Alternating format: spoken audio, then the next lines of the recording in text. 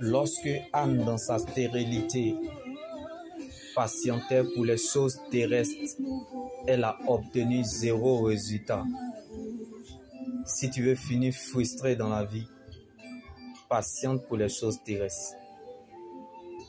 Car la patience des choses terrestres est comme le nom du chien ou quand la poule aura des dents. Mais si tu décides de compter sur Dieu et de dépendre de sa parole, patience, donc, pour les choses de Dieu.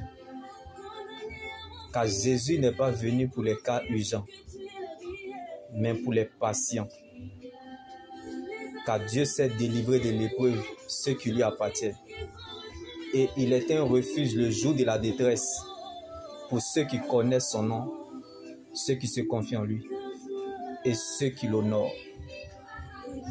Quand tu donnes le temps au Saint-Esprit, il n'échoue jamais.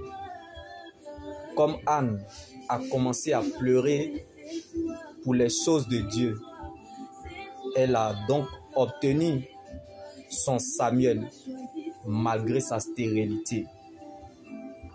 Marche avec Dieu dans l'inconnu, comme Jésus dans le désert a jeûné 40 jours et nuits sans manger dans la faim. Garde la parole de Dieu malgré tout. Apprends à avancer avec Dieu dans l'inconnu. Si tu as l'impression qu'il y a plein d'incertitudes autour de toi, comme Anne dans sa stérilité, c'est qu'il y a quelque chose de nouveau qui se passe. Ton Samuel, celui qui te déclare juste, est proche. Ce que Dieu n'a pas dit, il a caché afin d'éclater sa gloire. Car la prophétie ne commence jamais par la fin de son accomplissement. Laisse-moi te choquer. La prophétie commence toujours par le contraire de son accomplissement. Comme Anne dans sa stérilité. La provision de la prophétie, c'est un cœur persévérant. Car recevoir une prophétie ne détermine pas son accomplissement. Mais marcher avec Dieu, c'est ce qui détermine sa fin.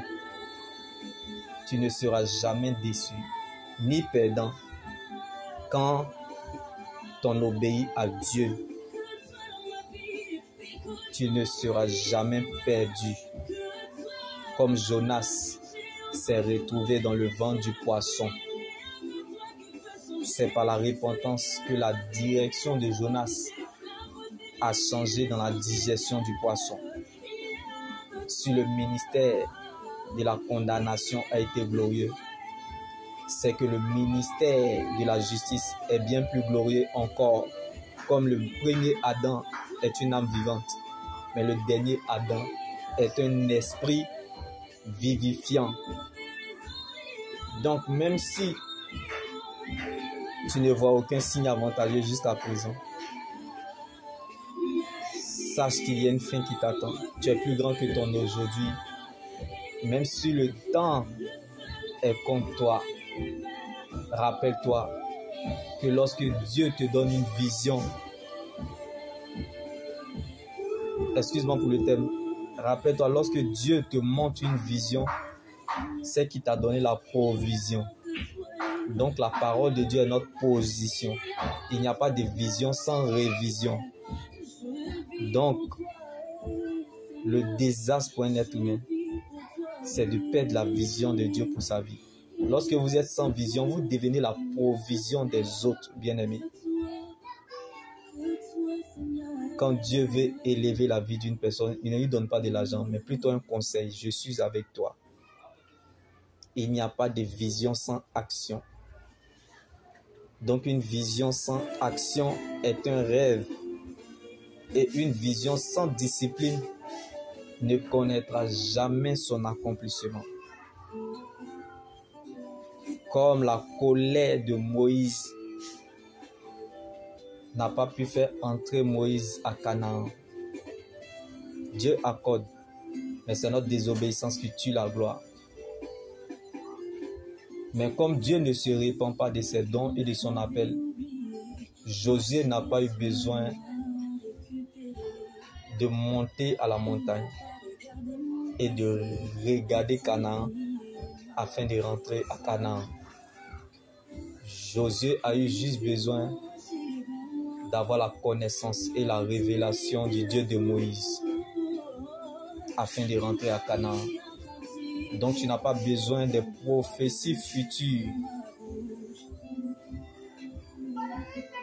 Tu n'as pas besoin de savoir les prophéties futures. Tu as juste besoin de connaître le Dieu de la prophétie qui est Jésus-Christ. N'est pas la Bible.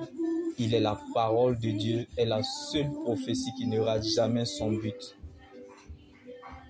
La seule terre solide sur laquelle nous pouvons nous tenir.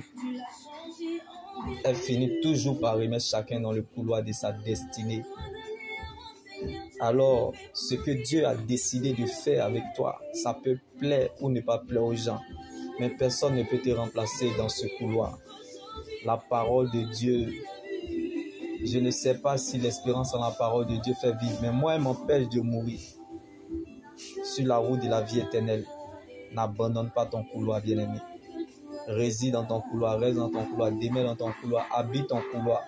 À chacun son couloir. Chacun dans son couloir. Si ta parole, Jésus, ne faisait pas ma joie, dans mon malheur, je serais déjà mort. Si ta parole, Jésus, ne faisait pas la joie de Anne dans sa stérilité, dans son malheur, elle serait déjà morte.